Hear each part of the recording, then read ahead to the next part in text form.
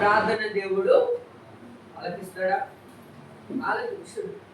ఎవరు ప్రార్థన ఆలకిస్తారంట అంటే దైవభక్తుడు ప్రార్థన. దేవుని యొక్క చిత్త ప్రకారం ఎవరైతే ప్రార్థన చేస్తారో వారి ప్రార్థన దేవుడు హల్లెలూయా, హల్లెలూయా. ఈరోజు అంశం ఏంటి అంటే దేవుని చిత్తమును ఎవరు జరిగిస్తారు? అసలు దేవుని చిత్తం అంటే ఏంటి? దేవుని చిత్తం అంటే తమ్ముడు చూడు, హల్లెలూయా.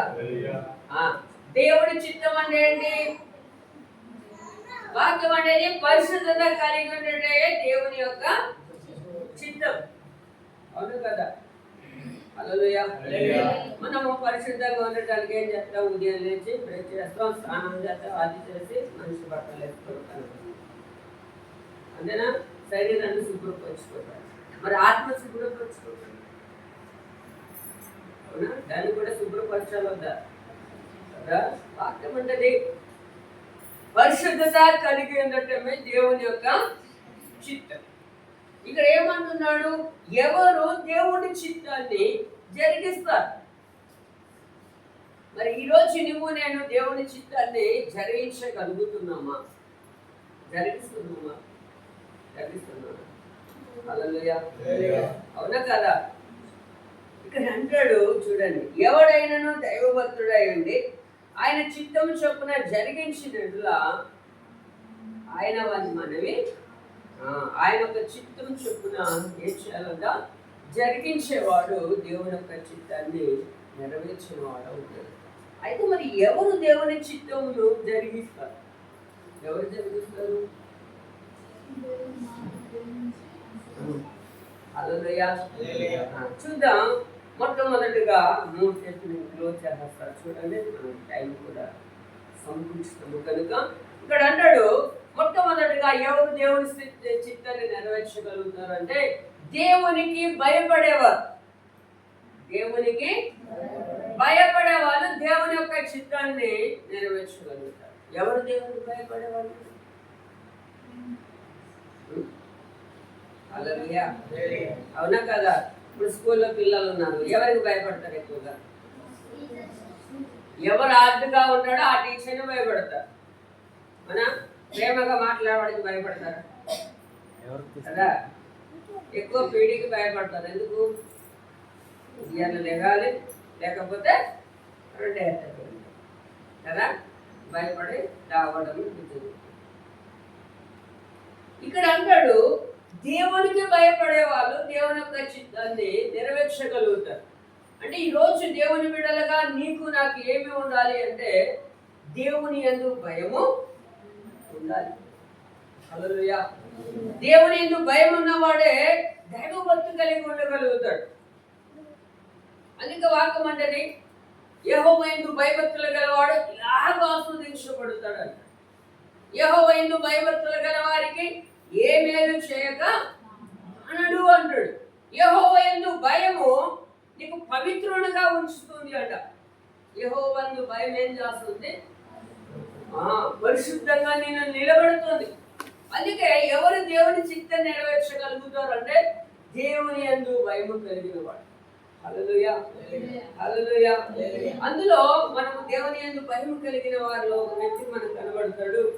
ఆదికాండము 22వ అధ్యాయము 1 నుండి 18 వచనాలు చూస్తే అక్కడ అబ్రహాం అనే ఒక వ్యక్తి మనకు కనబడతాడు. హల్లెలూయా. ఎవరు కనబడుతున్నారు? అబ్రహాము. అబ్రహాము దేవునికి భయపడిన వ్యక్తి. 100 ఏళ్ల వయసులో లేక ఒక బిడ్డను ఇచ్చాడు దేవుడు. ఒక బిడ్డను ఇచ్చాడు. ఇచ్చిన తర్వాత మరలా బిడ్డ దేవుడు కోరుకున్నాడు. హల్లెలూయా. లేక వృద్ధాపంలో ఒక బిడ్డనిస్తే మళ్ళీ ఆ బిడ్డ నాకు కావాలని కోరుకున్నాడా లేదా? హల్లెలూయా. అర్థమవుతున్నాయా? సైలెంట్ గా ఉంటున్నట్టుగా అర్థం కాదు. చూడండి, ఎప్పుడైతే కోరుకున్నాడో మరలా ఇచ్చాడు దేవుడు. అబ్రహాముని ఏం చేస్తాడు? ఆశీర్వదించాడు. అవునా? ఈరోజు ఆశీర్వదింపబడకపోవడానికి కారణం ఏంటి అంటే మనము దేవునిలో సరిగా భయం లేకపోతాం. అవును ప్రతి దానికి భయం అనేది ఉంటుంది. చాలా మంది ఉందండి, చీకటిని చూసి భయపడతారు, ఇంకా ఏదేదో చూసి భయపడుతూ ఉంటారు, సమస్యలు కదా. మనం దేనిలో భయం ఉండాలి? దేవునిలో భయం ఉంటే ఏది మనకి ఏమి కూడా చేయగలదా? ఇక్కడ అబ్రహాము దేవునికి భయపడ్డాడు, అందుకే దేవుడు ఏం చేస్తాడు? ఆస్వాదించేవాడుగా ఉన్నాడని వాక్యం చెప్తుంది. హల్లెలూయా, హల్లెలూయా, గట్టిగా చెప్తాం హల్లెలూయా. పడుతుంది హల్లెలూయా. అపొస్తలుల కార్యాలు 3వ అధ్యాయము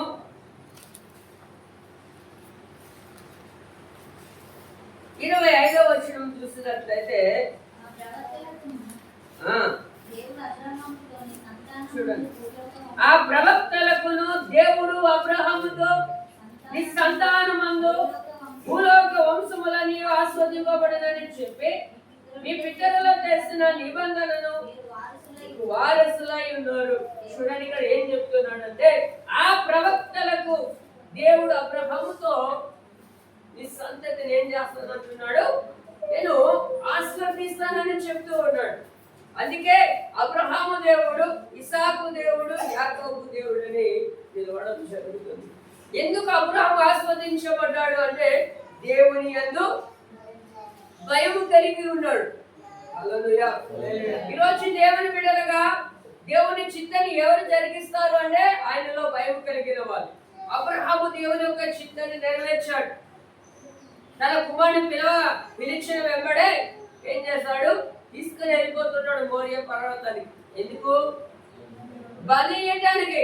కుమారుడు అడుగుతున్నాడు, అయ్యా బలికి అందరూ అన్నీ ఉన్నాయి కదా, బలు పశు ఏది? బలు పశు ఏది అంటే దేవుడే చూసుకుంటాడు. హల్లెలూయా. చివరికి ఆ కొండ మీదకి వెళ్ళిన తర్వాత కట్టెలు పెంచాడు.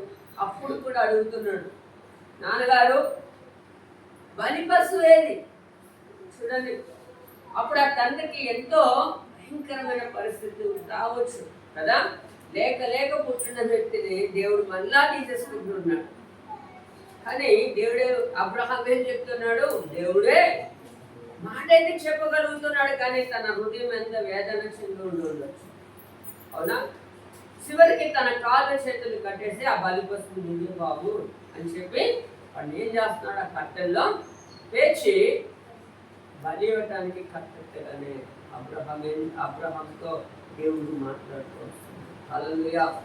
చూడండి, అబ్రహాములో ఆ యొక్క దేవుని భయం దేవుడు చూస్తాడు.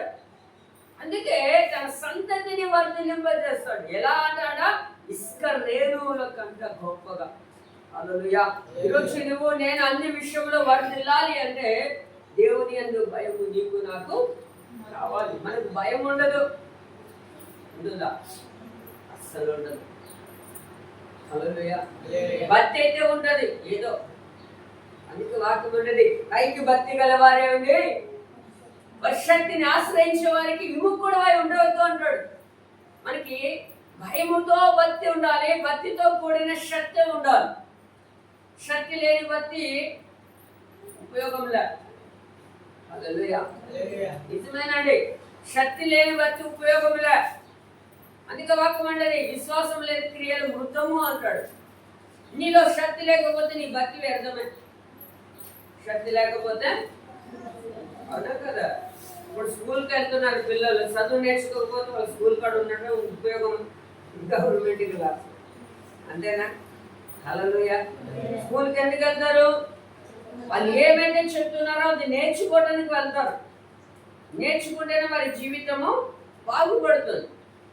అలాగే దేవుని సన్నిధికి వస్తున్న నీవు నేను కూడా దేవుని ఏమి కలిగి ఉండాలి? భయభక్తులు కలిగి ఉండాలి. అప్పుడే దేవుడు ఆస్వాదిస్తాడు. హల్లెలూయా, హల్లెలూయా.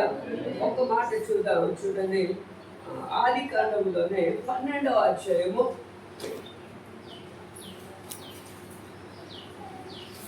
3వ వచనం చదువుకున్నాం. నిన్ను ఆస్వాదించు వారిని ఆస్వాదించదను, నేను దూషించు వారిని శపించదను. భూమి యొక్క సమస్త వంశముల యందు ఆస్వాదించబడునని అబ్రహాముతో అనగా. హల్లెలూయా. చాలా చూడండి, అబ్రహాము దేవుని యందు భయభక్తులు కలిగి ఉండటం వలన అబ్రహాముకు ఒక దీవెన వర్షం ఆయన ఇచ్చాడు. ఏ దీవెన అంటే, ఇది నీవు ఆస్వాదించేవారు నేను ఆస్వాదిస్తా, నువ్వు ఎవరైతే శపిస్తావో వాళ్ళని నేను శపిస్తా.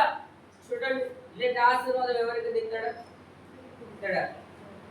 ఇప్పుడు అదే మాట మీకు వచ్చింది, మీరేం చెప్తారు? ఆస్వాదిస్తారా, శపిస్తారా? ఏం చెప్తారా? నిజమేనా? నీకు అదే వాగ్దానం దేవుడు ఇచ్చాడు, నేను వచ్చి పట్టుకుని కొట్టాను అనుకో, అప్పుడు నువ్వేం చేస్తావు? నిజమేనా? నిజమే. మాట చాలా ఈజీ చెప్పడం, క్లియర్ చాలా కష్టం. అవునా? అవునా కదా?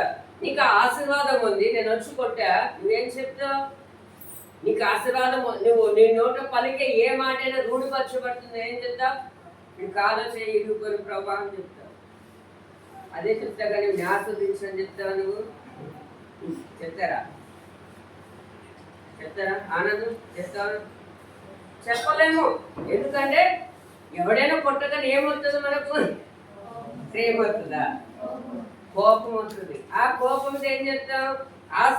ఆశీర్వాదానికి బదులు శాపవచనాన్ని మనము పలుకుతాం. కానీ ఇక్కడ అబ్రహాం ఏం చేస్తున్నాడు అంటే, అబ్రహాంకి ఒక దేవుడు ఆశీర్వాదం ఇచ్చాడు. ఆ ఆశీర్వాదంతో ముందుకు వెళుతూ ఉన్నాడు. హల్లెలూయా. అంతేకాకుండా అదే ఆదికాండము 18వ అధ్యాయము 18వ వచనములు కూడా మాట్లాడాడు. చూడండి, అబ్రహాము నిశ్చయముగా బలము గల గొప్ప జనాంగమును అతని మూలంగా భూమిలోని సమస్త జనములను. అబ్రహాము ఆస్వాదింపబడటమే కాదు, కానీ అబ్రహాము ద్వారా భూమిలో ఉన్న జనాలని ఏమవుతారట? ఆస్వాదింపబడతారట. చూడండి, అబ్రహాము ఇచ్చిన వాగ్దానం ఎందుకు ఇచ్చాడంటే, అబ్రహాము దేవుని యందు భయభక్తులు కలిగి ఉన్నాడు కనుక అబ్రహాము ఎవరైతే దీవిస్తాడో వారు ఆస్వాదింపబడతారు. అంతేకాకుండా అబ్రహాము వలన భూమిలో జనాంగం అంతా ఏమవుతారట? ఆస్వాదింపబడతారట. హల్లెలూయా. అందుకే లాబాను ఒక మాట అంటాడు, ఆస్వాదింపబడిన వాడా లోనికి రా అంటాడు. ఎవరితో? ఎవరితో? ఎవరితో అన్నాడు మాట? హల్లెలూయా. యాకోబుతో అంటాడు.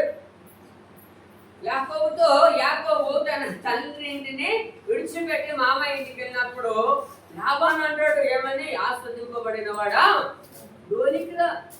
ఆస్వాదింపబడిన ఏ ఇంటిలో ఉందో ఆ ఇంటికి ఏమొస్తుందట? ఆశీర్వాదాలు వస్తాయి.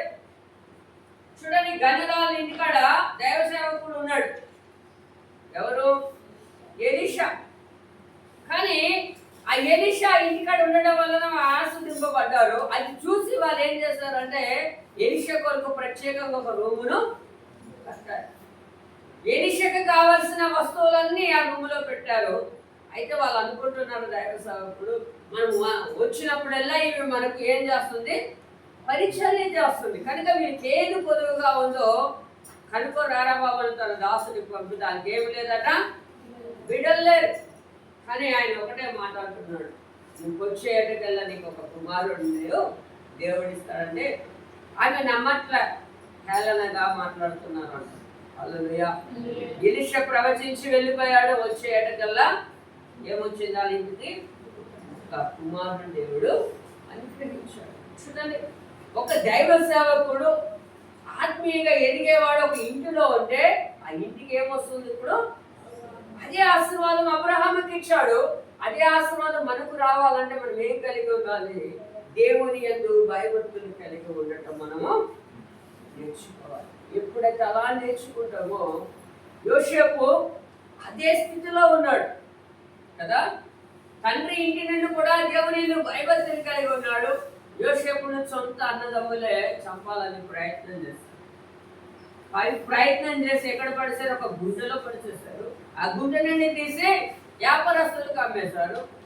వాడు వెళ్ళి అక్కడి నుండి ఇంకొక దగ్గరికి అమ్మబడ్డాడు. అక్కడ ఒక బానిసగా పని చేస్తున్నాడు.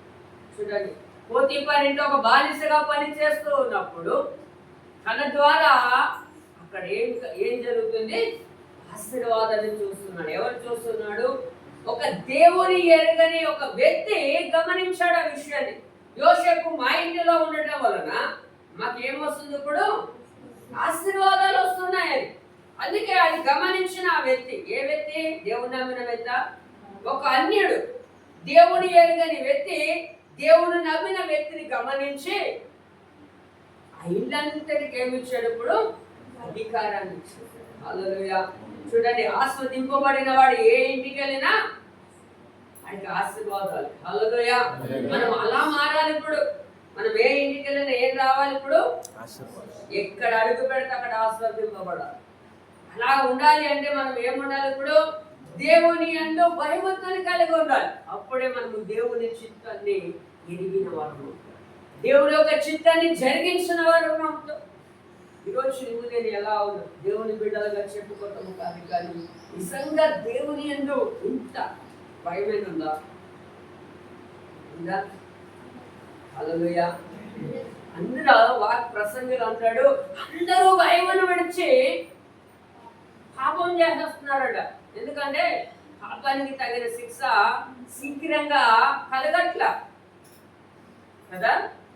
తప్పు చేసావనుకో వెంబడే శిక్ష అవుతుందా? రాదు. అందుకే భయాన్ని విడిచి ఏం చేస్తున్నారు?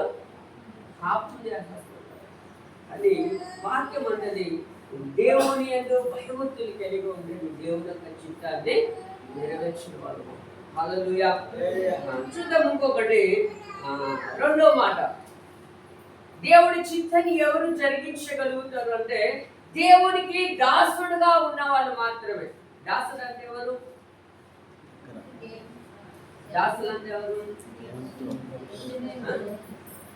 దాసులు అంటే ఎవరు? పనివాడు. హల్లెలూయా. దాసులు అంటే ఎవరు? పనివాడు. పని వాళ్ళు ఏం చేస్తారు? వారికి ఇచ్చిన పని చేయాలి అంతే. ఇంకెంత పని అప్పగిస్తే అంత పని చేయాలి. అది దాసత్వం. హల్లెలూయా. చూద్దాం ఎఫెసీ రాసిన పత్రిక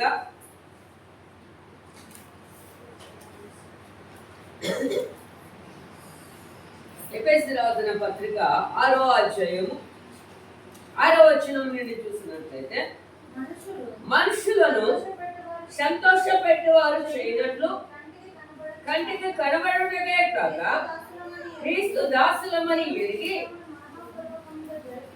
అంత కాకుండా. చూడండి, ఇక్కడ ఏమంటున్నాడంటే కంటికి మనుషులకు కనబడవాలని కాక ఇక్కడ ఏమంటున్నాడు? చూడు, క్రీస్తు దాసులమని ఎరిగి. మనమంతా ఎవరు? ఇప్పుడు క్రీస్తు యొక్క దాసులం. అంటే క్రీస్తుకి పనివారం. మనమంతా క్రీస్తు యొక్క పనివారం. అందుకంటాడు కదా, మీరు సర్వలోకానికి వెళ్ళి సర్వ సృష్టికి సువార్తను ప్రకటించండి, అందరినీ శిష్యులుగా. ఒకరికి ఇచ్చిన పని అందరికి ఇచ్చాడు. అందుకే మనం అందరం ఎవరు? ఇప్పుడు క్రీస్తు యొక్క దాసులు. హల్లెలూయా.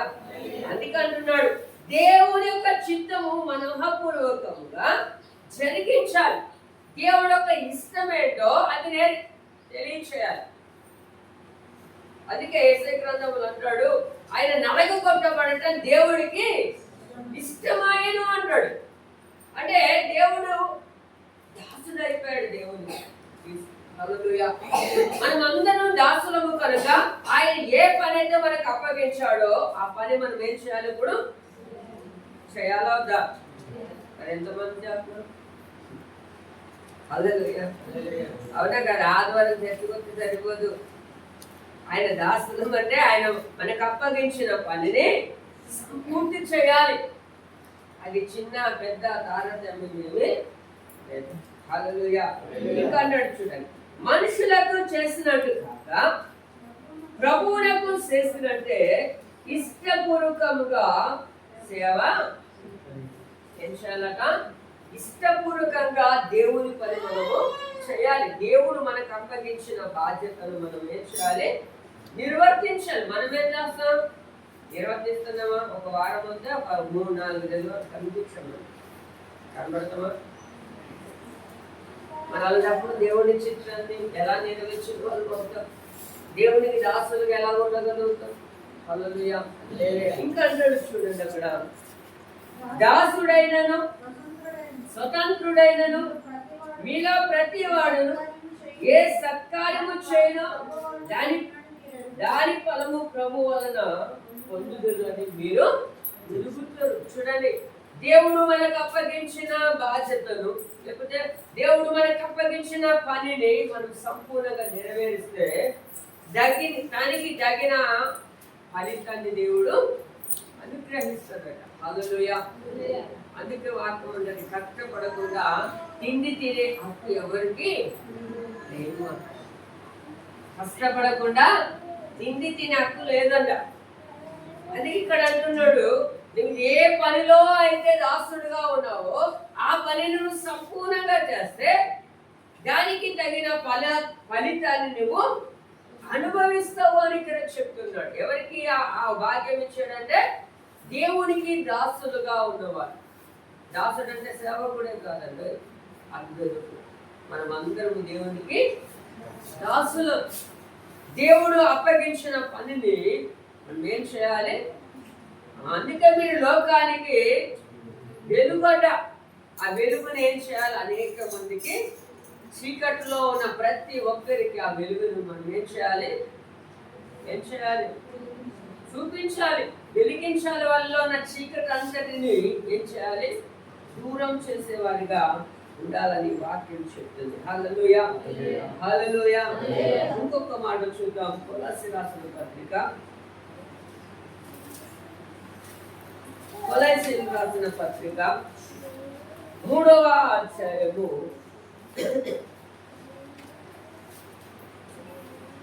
22వ వచనం ఒకసారి చదువుకుందాం.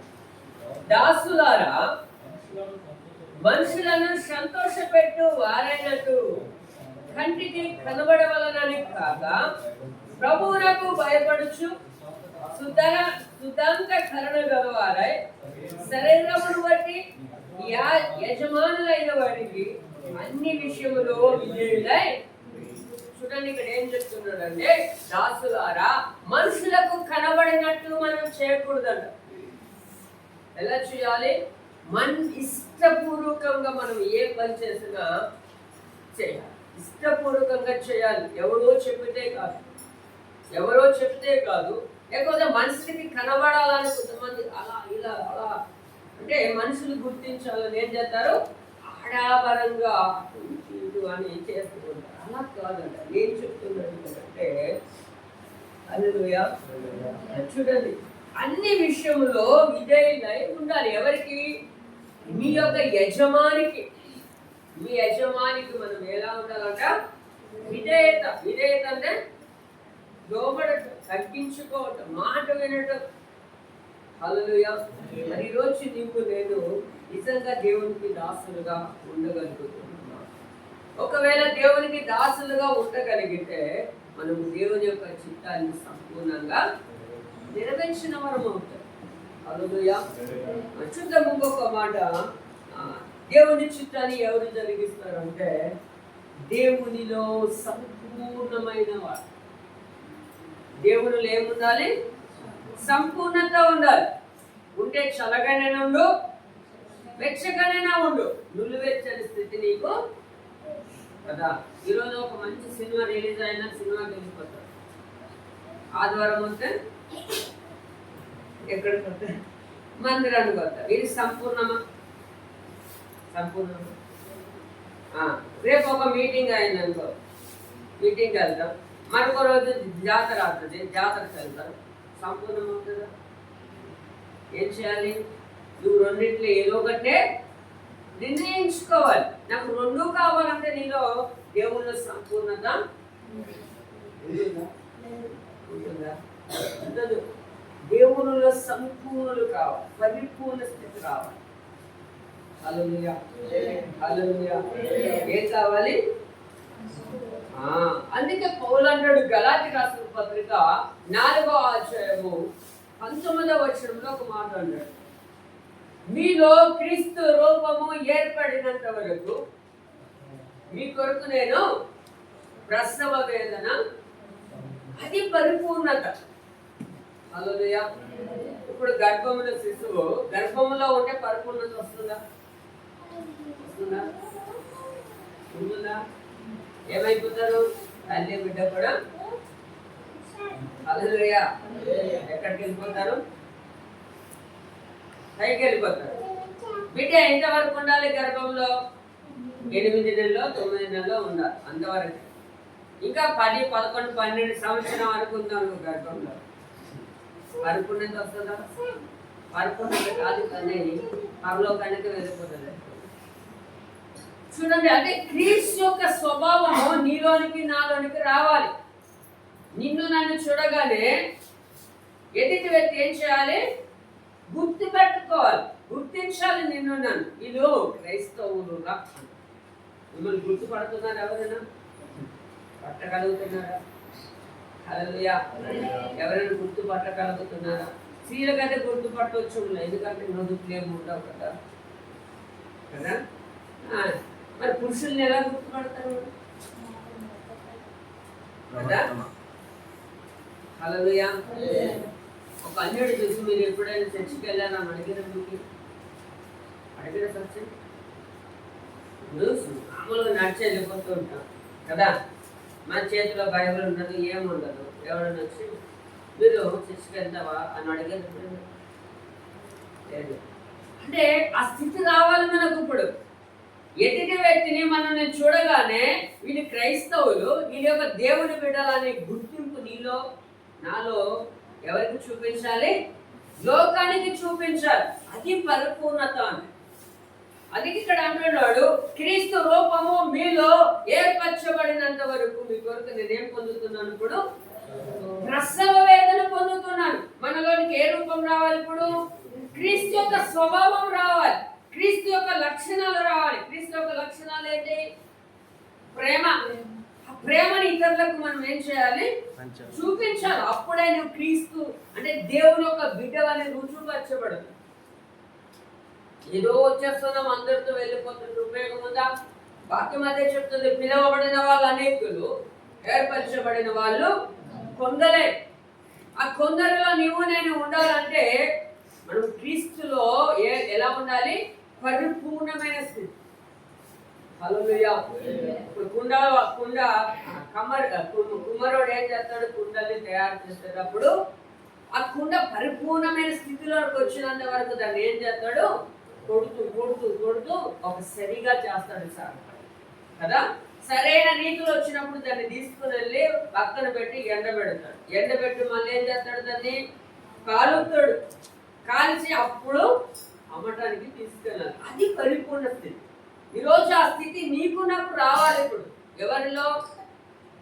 దేవునిలో. దేవునిలో నీకు నాకు పరిపూర్ణ స్థితి వచ్చినప్పుడే మనం క్రీస్తుని లోకానికి చూపించగలరు. అప్పుడే దేవుడు యొక్క చిత్తాన్ని నువ్వు నేను ఎరిగిన వాళ్ళం అవుతాం. మరి ఈరోజు దేవుడి సన్నిధికి వస్తున్న నీవు నేను ఆ స్థితి మనకు ఉందా? పౌలు అదే చెప్తున్నాడు, మీలో క్రీస్తు రూపం రావాలి. అందుకొరకే నేను ఏం చేస్తున్నాను? ఇప్పుడు ప్రసవ వేదన. హల్లెలూయా. ఆ స్థితి రావాలని చెప్తున్నాను. అందుకే ఆయనలో అవుతుంది, నేను క్రీస్తుని పోలి జీవిస్తున్నాను కనుక మీరు నన్ను పోలి జీవించండి అంటాడు. అందుకే ఎఫెసీయులు 5:1 అంటాడు, క్రీస్తు మిమ్ములను ప్రేమించి ఎలా ఉండాలట?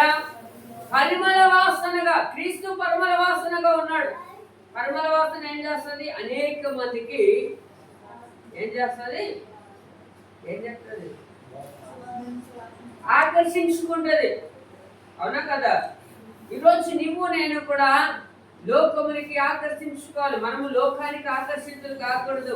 లోకమే మనల్ని ఏం చేయాలి? రాత్రే చెప్పాను కదా, రాత్రి ఒక మాట ఏంటి?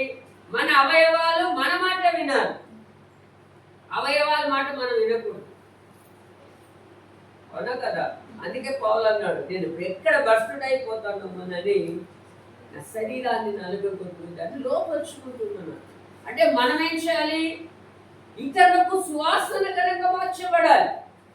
అందుకే పౌలు అంటాడు, నేను నశించుచున్న వారికి మరణార్థమైన సువాసనగాను, రక్షింపబడుచున్న వారికి జీవార్థమైన సువాసనగా నేను ఉన్నాను అంటాడు. ఈరోజు నువ్వు నేను దీవెన కొరకు ఎలా మారుకోవాలి? సువాసనగా మారాలి. అప్పుడే దేవుని యొక్క చిత్తాన్ని నువ్వు నేను జరిగించిన వాళ్ళము అవుతాం. హల్లెలూయా, హల్లెలూయా. ఒక మాట చూద్దాం. కొలస్సీ రాసిన పత్రిక 4వ అధ్యాయము 12వ వచనంలో ఒక మాట అంటున్నాడు చూడండి. మీలో ఒకడు క్రీస్తు యేసు దాసుడనగా ఎపఫ్రా మీకు వందనాలు చెబుతున్నాడు.